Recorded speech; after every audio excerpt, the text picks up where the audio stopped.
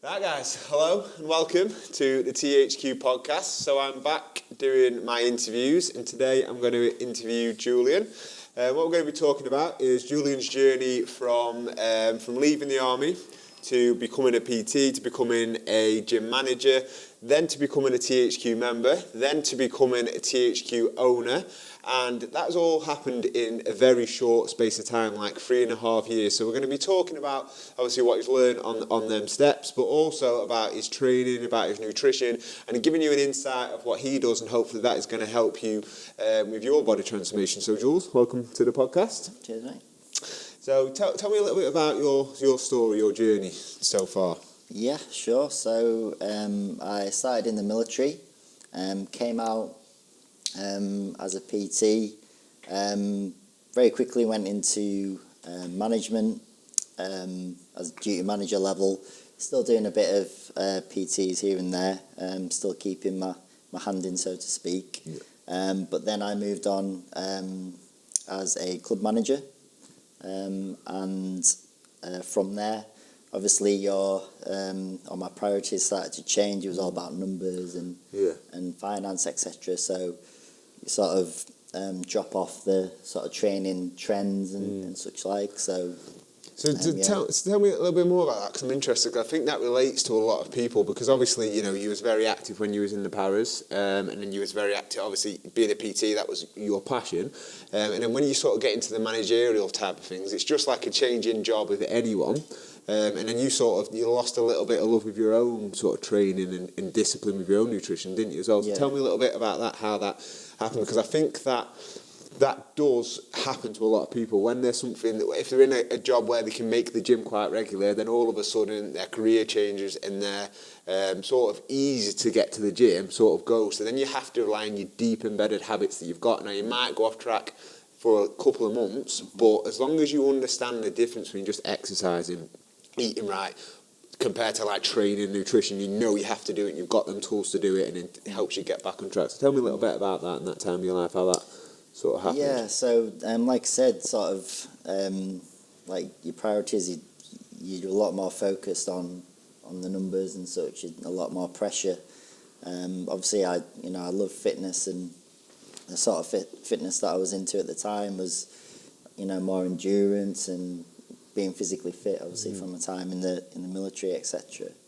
And obviously, as you're into management and stuff, you sort of get less time for these things. Yeah. My diet started to slip a bit because I was just looking for convenient stuff, and then you start feeling not great, with your nutrition, and you sort of slip off with your training and stuff. So you get sort of stuck in a situation which wasn't great. So yeah. Yeah, so that sort of, that must be quite frustrating, especially when you know how to get in shape, and sometimes it's not necessarily, and that we're big on education, we try and educate people, and it's knowing what to do, but it's sort of, and that sometimes that's not necessarily enough. So how did you get yourself out of that? So obviously you knew you had to get back into it. I mean, how long did it actually last for you being not out of shape necessarily, but not as at your best, would you say? Probably about 2-3 years. Yeah. Definitely. Definitely that long. So obviously I realised this, and like enough was enough. I had to make a change, and so that's when I obviously got in contact with you and joined HQ. I needed that focus, I needed that support, that accountability to sort of push me and get me back on track to where I wanted to be. So I did that. Yeah. So you recognise THQ was more of just like, rather than a sort of helps people out live it, get back into their mindset, and not just like not just following a diet plan. You're not just doing a 6-week program or a 12-week program. It's getting into that, and I think that's why obviously you was the perfect candidate to then become a member of staff, which happened very quickly, didn't it? Really. So we're going to get into that. But now, tell me a bit about what does your current training diet look like now? What do you do on a day-to-day basis? So my training diet at the moment. So going back to that management side again, obviously we opened League HQ 12 months ago, and all I had to worry about before that was my nutrition and my training. And then all of a sudden I got put in a situation where, again, obviously my focus is on building a business and making sure I'm supporting everyone as I should. So I recognised very quickly that I needed to get support again. Like as you've got a trainer. Yeah. I think all good trainers have a trainer and someone to push them themselves. So that's what I did. Yeah. So I got my own sort of online support, which keeps me accountable. So I'm training, 4 or 5 times a week. I'm even doing a bit of cardio here and there because I enjoy it. Yeah. So I do a bit of that. My nutrition, I'm obviously following my nutrition plan. I'm disciplined with it now. So yeah, it's that's what I'm looking like at the minute. Yeah, so there's 2 things I want to discuss a little bit more on that. Is one, like the cardio side of it, is that people think that we don't necessarily promote cardio, and it's not that we don't promote cardio. Like you should do. Cardio's got a lot of health benefits as well, but the main thing what is unhealthy for people and what people struggle with is keeping body fat down for a long sustained period of time, and cardio is not very good at doing that. And I will argue for a lot, it's not very good at consistently doing that without constantly like hours and hours and hours and hours of cardio and restricted dieting. So with weight training, what we try and do is obviously get people to make sure that the bones of fat loss comes from weight training, so they become stronger and they get leaner, and because weight training generally uses nutrients for energy, doesn't it, which we know. So what does your training plan look like, your weight training plan now? What do you do?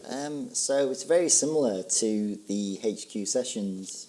So it's a lot of superset work, so it's quite fast paced. Like 60 seconds on, 30 seconds rest, full body workouts, sometimes upper and lower. So I'm doing that about 4 times a week, and then I'm doing big compound moves as well. So heavy deadlifts and chest press, etc. And then obviously my cardio as well. Just walking uphill, like a stairmaster. So it's pretty tough because my knees aren't what they used to be. So that's what I'm doing. Yeah, cool. So you're currently doing your online training with Ultimate Performance, aren't you? Yeah. And I think that I do mine with M10 with a guy in M10. So these obviously the people listening to this probably not going to know who they are, but the people that obviously we look up to and we respect and we know that they live it. Would you say that drives us more to then live as or how actually we do? So people look up to us as THQ instructors and think like they live it, they do it, and how important is that for you to do that? Yeah, to be that role model. Really important. Like I said, lots of people join us because they want that accountability. They're looking up to us. They're looking at us as the expert. So obviously for us to get better, to have more knowledge, keep up with trends, etc., we've got to be looking, at the top of the game. So 100%.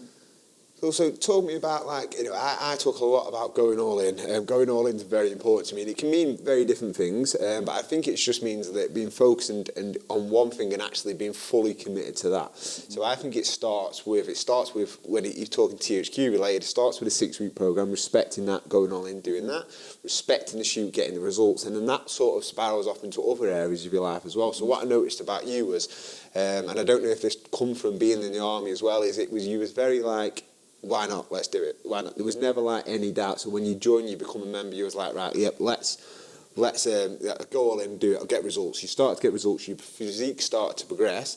There was an opportunity to completely change roles and become and join us as a THQ member, which you did without even thinking about it, didn't you? Just like, yep, that's what I want to do.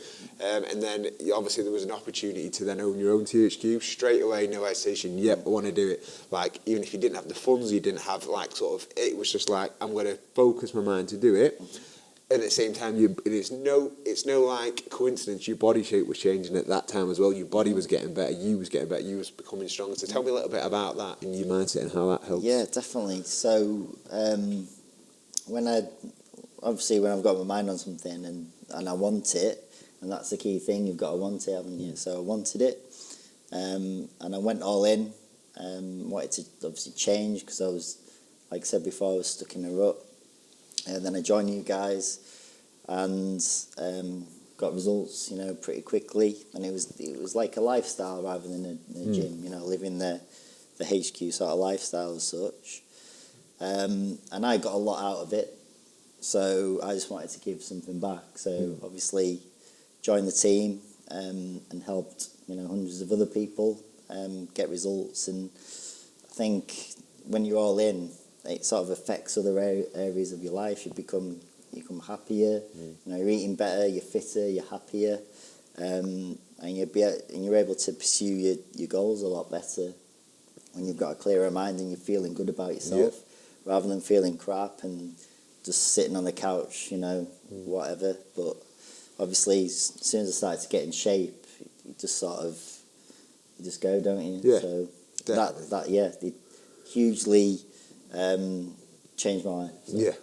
Awesome, because I think that's why I think people fail to get in shape or ever really reach the full potential of anything is not like going all in, being committed to doing it. So like I would advise anybody, whatever they do, whatever diet they program, even if the diet is not something the best diet in the world, or even if the training plan is not the best diet in the world, anything that you commit yourself fully to and go all into, that will work 100%. And it's that, and it all starts with you as well. So I think that is something that I want everybody to understand. What we try and do here is to try and make sure that, you know, just be invested in it, whether it's a little bit out of the ordinary, whether you're going to have to do things that are a little bit different. If you're fully invested into it, you'll be successful, and everything will just then start to make sense with your training and diet. You just got to embrace it, you know, put the effort in, listen, and you know, you'll get results. But like I said, you've got to want it, and I'm sure everybody that joins HQ, they all want it because they come and join in the first place. So just go all in and get the most out of it. 100%. So we spoke about obviously when you was that you had that little gap in your training and things like that, and it was only really inevitably a matter of time until you sort of got yourself back in the headspace and went all into it. So is there anything, lessons that you learned from like your time in the army of like discipline and things like that has helped you sort of think right now, anything that you could give people that could help them if they're sort of like, say they might be working a job now that's completely changed the routine and it's knocking them off, and they know they need to get back into it? Is there anything sort of one little discipline or habit that you think would help them? Yeah, I think structure and planning is really important. So, you know, planning obviously for success. I know it sounds a bit corny, but it really does work. So plan for everything. So for your nutrition. So always plan what you're eating, and if you're tracking your calories, input it into MyFitnessPal a day before so you don't get caught short. Always have backups as emergencies if you do get caught short, and you've just got to do it. You've just got to commit yourself. So if you booked into your training, you go and train on them days, that was non-negotiable. You're doing it, and that is it basically. Because you know, it was really important, or it is really important to do that if you're wanting to succeed. You've got to keep that structure and that discipline, and you've just got to do it, and eventually it'll become a habit. And then once you start seeing those results, you'll push on even more. Yeah, I think that's a great point. I think a confusing thing with people as well is when they sort of do change circumstances and then they do sort of find themselves drifting, because they think they know what to do, they don't see the value is then going back to planning. So like anytime I've drifted off and got out of routine, it's because I'm not doing the basics, what I already know. And how to bring the basics back into your life, would you say that that's like just going back to writing a food diary or tracking calories again, or just giving yourself a basic structure to get back into, even though you know it's just writing it down and definitely. And being there. Even though I know people say, like, you know, when you're doing your food, eventually you get to know sort of roughly what you're consuming, but it is roughly, and it's a fine line. So I always weigh my food. I know exactly what I'm consuming. Every single time. I do track it, even if I'm going way off course. I track and I see you know, what I'm doing, so I know what I need to do to rein it in to get back on track again. I don't just think, you know, sod it, like, you know, I'd actually repair the damage, so to speak. Cool. So how's your sort of training and your diet like changed over the years? Like, would you say, like, as you've got older, has anything sort of changed in that respect? Yeah. So obviously coming from the military, all the training wasn't really based on body composition. It's based on fitness, being able to perform, obviously, when you need to. So earlier on, obviously, it was all sort of endurance-based, a lot of running, carrying weight, etc. And as the years went on, obviously, I went to more sort of body composition because I was obviously more conscious of that. So it has changed really from that side of things to more body composition. So just being a lot more weight training, shaping your body, and being a lot more conscious about your food. So your food, instead of having to fuel a 10-mile run, for example, it's not about that anymore. It's about fueling your body for your weight training sessions, for your recovery, and your performance in your sessions for that, really. So it has changed a lot, to be fair. And obviously, as people that get older know, you start picking up injuries and things like that. So I could never, run like that now, no chance. So you just have to be clever with things like that. Yeah. So, yeah. Yeah, definitely. I think my training as well is my sort of change over the years. I've probably never really been, like I play football and things like that, but I've never followed any sort of pursuit in a sort of like fitness goal as such. But it's always been more about aesthetics and probably ego, really, looking in the mirror and like sort of vanity, that's it. Whereas now, I feel like the foundations have been built and I don't really have to worry too much. And mine is generally just focusing on improving my health as much as I possibly can and optimising that. But that it's always going to come with 3 times weight training minimum a week for me.